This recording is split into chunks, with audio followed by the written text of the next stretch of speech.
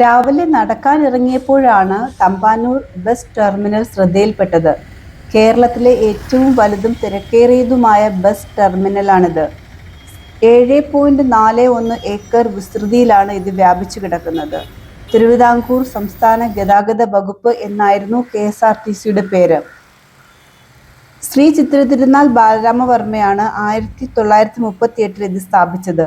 1965 മുതലാണ് KSRTC എന്ന പേര് അറിയപ്പെട്ടു തുടങ്ങിയത്. ബസ് ട്രാൻസ്പോർട്ടും കൊറിയറുമാണ് പ്രധാന സർവീസ്. ഈ ബസ് ടെർമിനലിനടുത്തായി KTDCയുടെ ഹോട്ടൽ ഗ്രാൻഡ് ചൈത്രവും ഇന്ത്യൻ കോഫി ഹൗസും കാണാം. തമ്പാനൂർ ബസ് ടെർമിനലിന് ഓപ്പോസിറ്റായി തിരുവനന്തപുരം സെൻട്രൽ റെയിൽവേ സ്റ്റേഷൻ കാണാം. 1931 തിരുവിതാംകൂർ മഹാറാണിയായിരുന്ന സേതു ലക്ഷ്മിഭായിയുടെ കാലത്താണ് ഇത് നിർമ്മിക്കുന്നത്. ഇഷ്ടിക ഉപയോഗിക്കാതെ പാറക്കല്ലുകൾ കൊണ്ട് നിർമ്മിച്ചതാണിത്.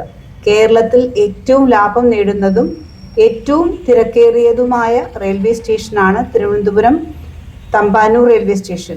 മിക്ക ഹൈ പ്രയോറിറ്റി ട്രെയിനുകളും ഇവിടെ നിന്നാണ് തുടങ്ങുന്നത്. എന്നാൽ ഏരിയ നോക്കുമ്പോൾ കേരളത്തിലെ ഏറ്റവും വലിയ റെയിൽവേ സ്റ്റേഷൻ ഷൊർണൂറാണ്. ഇത് തമ്പാനൂർ റെയിൽവേ സ്റ്റേഷന് മുന്നിൽ കാണുന്ന പൊന്നറ ശ്രീധർ പാർക്കാണ്.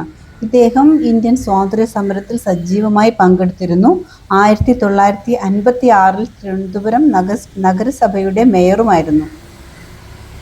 സ്മാർട്ട് സിറ്റിയുടെ ഭാഗമായാണ് തിരുവനന്തപുരത്ത് തമ്പാനൂരിൽ മൾട്ടി ലെവൽ കാർ പാർക്കിംഗ് സ്ഥാപിച്ചിരിക്കുന്നത്. 5 നിലകളുള്ള ഈ കെട്ടിടം തമ്പാനൂർ റെയിൽവേ സ്റ്റേഷന് ഓപ്പോസിറ്റാണ്.